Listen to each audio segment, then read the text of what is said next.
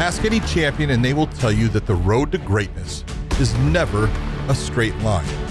That between the ups and downs is where you discover your true character. And while many would agree that the ultimate goal is to reach the top, there are those who believe that the top is just another step on the path towards greatness.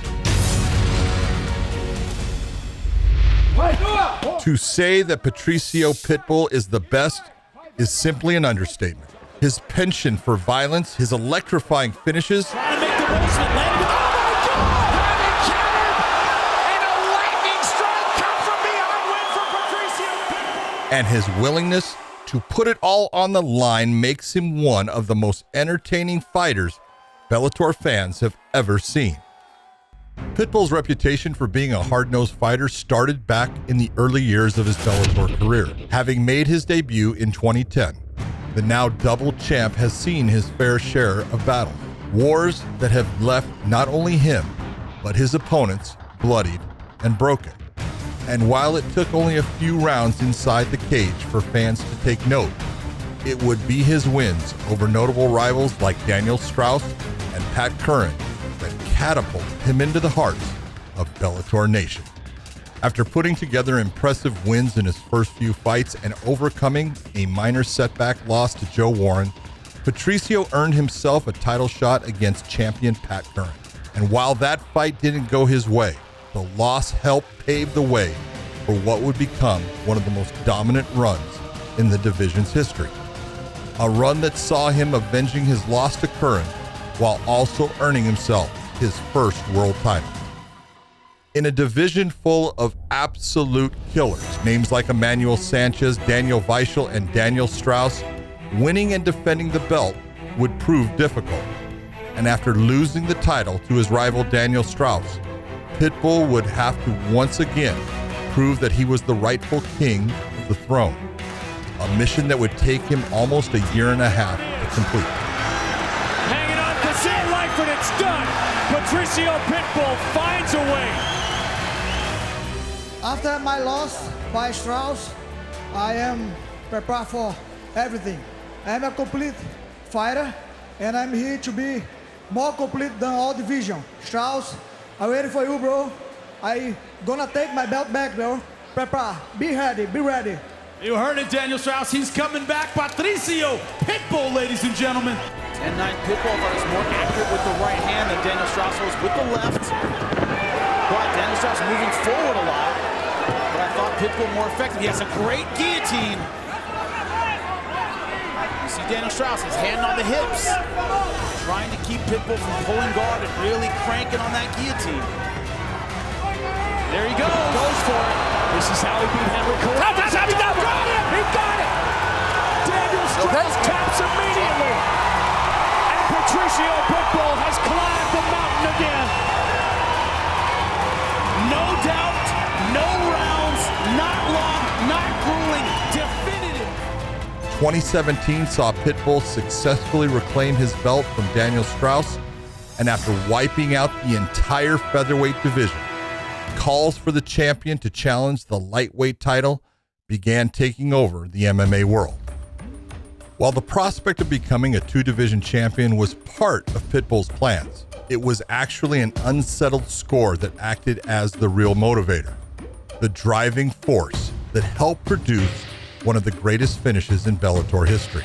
During Bellator 157, Patricio's older brother, Patricio, was violently knocked out by a man who at the time was considered by many as the face of Bellator, a man who was a main fixture in the lightweight division, a man known as Iron Michael Chandler. Shot right on the chin.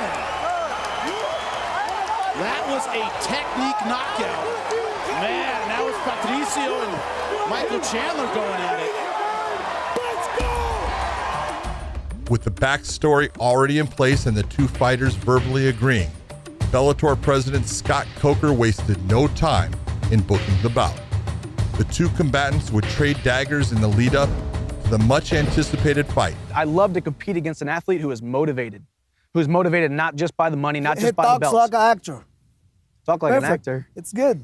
man, you know I'm the nastiest, most dangerous dude you're gonna ever step into the cage with. You're all about muscles. You are definitely not smart, man. Muscle Henry Corrales and Sanchez and these guys, Daniel Weichel, these guys who are not smart, these guys who keep dropping you and keep running over you. And when you do win, you barely eke out split decisions. If I go to a decision, it's a 50-45. Você tá falando, esse cara tá falando merda. Você levou chute na perna e a luta acabou. Você perdeu para Eddie Alvarez, você perdeu para Will Brooks. Você não é indestrutível não, Você levou o knockdown de Goiti, você não lutou contra... Você não defende queda, ninguém defendeu suas quedas.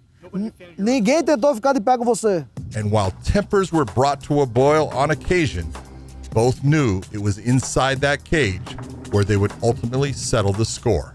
This set the stage for what would be one of the most memorable fights in Bellator history. While analysts and fans were split on who they had favored to win, the odds makers had Patricio as a slight underdog. And even with the odds stacked against him, Patricio entered the cage looking to make a statement. What happened next sent shockwaves around the fight world. What does Michael Chandler have to win? His title is the one that's on the line. It's not Patricio's. Patricio is the guy, he's the lighter fighter. Michael Chandler is supposed to win this fight, but that is just easy to say and a lot harder to do. You've watched MMA, right? A couple times. The unpredictable. Chandler gets rocked by Patricio Pitbull. You talk about unpredictable. The referee has intervened, and Patricio Pitbull has done it. Makes Bellator history lightning quick. Patricio put the MMA world on notice when he finished Michael Chandler in just 101 of the opening round. The shot heard round the world not only silenced his critics, but thrust his name to the top of the MMA pound-for-pound list. Now, I'm the champion. For sure, I'm the number one of this organization. Nobody did more than me. Pitbull. Coming off of the monumental win at Bellator 221, the newly crowned double champ wasted no time in accepting his next challenge. With Bellator President Scott Coker announcing that the next $1 million World Grand Prix would be held at featherweight, Patricio decided to put his lightweight takeover on hold and enter the tournament as the defending featherweight champion. In the opening round of the Grand Prix, Pitbull earned himself a unanimous decision victory over the highly touted Juan Archuleta. He then punched his way into the semifinals with a brutal knockout over tournament dark horse Pedro Carvalho. This would set up the highly anticipated rematch with Emmanuel El Matador Sanchez. Pitbull made an emphatic statement by submitting Sanchez in the 3rd minute of the very first round, setting up the fight that every MMA journalist and fan wanted to see. A final showdown with the future of the organization, a man who has been calling for the belt since he started making headlines with his highlight reel finishes, A.J. McKee. With the 2 belts, the records, and the legacy, Patricio Pitbull is now 1 win away from $1 million cash prize, a Grand Prix belt, and cementing himself as the greatest 2-division champion on the face of the planet. On July 31st, he'll take on the mercenary A.J. McKee in what is being called the biggest fight in Bellator history. Be sure to catch Bellator 263, Saturday, July 31st, live on Showtime. Let's get it on.